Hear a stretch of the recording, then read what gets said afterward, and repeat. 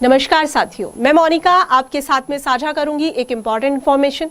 बहुत सारे साथियों को ये नहीं पता होता है कि यूपीएससी में कितने पेपर होते हैं और कितने अंकों के होते हैं। आइए आज मैं आपको बताती हूं कि जो पूरी प्रोसेस है उसमें 3 चरण होते हैं: प्रारंभिक परीक्षा, मुख्य परीक्षा और साक्षात्कार।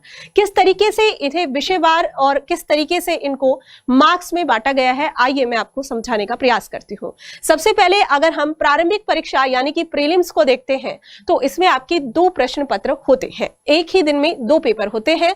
सबसे पहले को अगर हम देखें GS1 के रूप में इसे जानते हैं, जिसमें आपका पूरा जनरल स्टडीज यानी कि सामान्य अध्ययन के भूगोल, इतिहास, विज्ञान, करंट अफेयर्स, इकोनॉमी और अन्य पॉलिटी जितने भी विषय हैं वो सब इसमें MCQ टाइप में यह पेपर होता है और इसमें आपके 100 प्रश्नों को 200 अंकों के माध्यम से पूछा जाता है। साथ ही आपका GS पेपर 2 होता है, जैसे CSET के रूप में, सिविल सर्विसेज एप्टीट्यूड टेस्ट के रूप में जाना जाता है।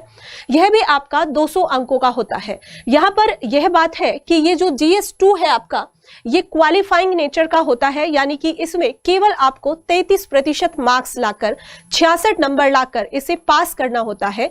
जो अंतिम कट ऑफ जाता है वह इसके अनुसार जाता है। अब प्रीलिम्स के मार्क्स आगे कैरी फॉरवर्ड नहीं होते हैं, ठीक है। प्रारंभिक परीक्षा आपकी क्वालिफाइंग नेचर की हो गई और इसमें कट ऑफ के आधार पर आपको बुलावा आ गया मुख्य परीक्षा के लिए। मुख्य परीक्षा में आपके 4 सामान्य अध्ययन के पेपर होते हैं। मुख्य परीक्षा आपकी सब्जेक्टिव नेचर की होती है, अर्थात वहां पर आपको प्रश्नों के उत्तर लिखने होते हैं। अमूमन अगर देखा जाए तो 20 प्रश्नों को GS1, 2, 3 और 4 में पूछा जाता है, जिसमें आपकी जो है 15 अंकों के 10 प्रश्न पूछे जाते हैं और 10 अंकों के 10 प्रश्न पूछे जाते हैं। यहाँ पर आपकी जो 250 अंक यानी कि 150 और 100 GS1, जिसमें आपका इतिहास, भूगोल, ये सारी चीजें आती है, सोसाइटी, तो यहाँ पर आपका फर्स्ट पेपर GS1 सामान्य अध्ययन 1 250 अंकों का होता है।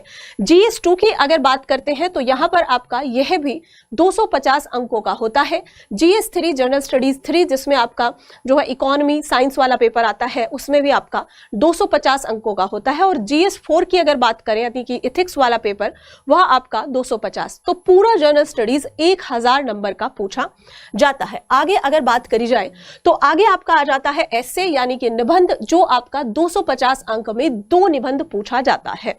यहीं पर अगर हम वैकल्पिक विषय की बात करें तो वैकल्पिक विषय का एक वैकल्पिक विषय आपको चुनना होता है, जिसमें आपके 2 प्रश्न पत्र होते हैं और उन प्रश्न पत्रों में आप लोगों को 250 2 प्रश्न पत्र 500 नंबर के हो जाते हैं।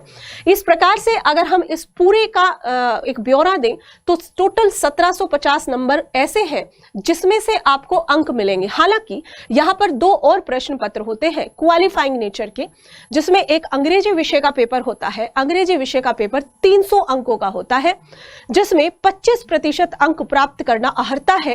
अहर्ता नहीं, क्वालिफाइंग होता है 25%, यानी 300 का 25, तो आपको 75 अंक लाना यहाँ पर अनिवार्य है। साथ ही आप 8th शेड्यूल में दी गई भाषाओं में से कोई भी ऐसी भाषा को यहाँ पर ऑप्ट कर सकते हैं। हिंदी भाषी क्षेत्र के ज्यादातर जो स्टूडेंट्स हैं वो हिंदी को यूज करते हैं, तो हिंदी में भी आपको 300 अंकों का एक पेपर होगा, जिसमें आपको 25% अंक लाकर 75 नंबर लाकर इसे क्वालिफाइंग करना होगा। तो अंग्रेजी और हिंदी ऐसे दोनों यहाँ पर आपके क्वालिफाइंग पेपर हैं, जिसमें आपके नंबर नहीं जुड़ेंगे, परंतु अगर इनमें किसी कारणवश आप फेल हो जाते हैं तो ओवरऑल एक जो है आपका रिजल्ट नेगेटिव आता है, ठीक है।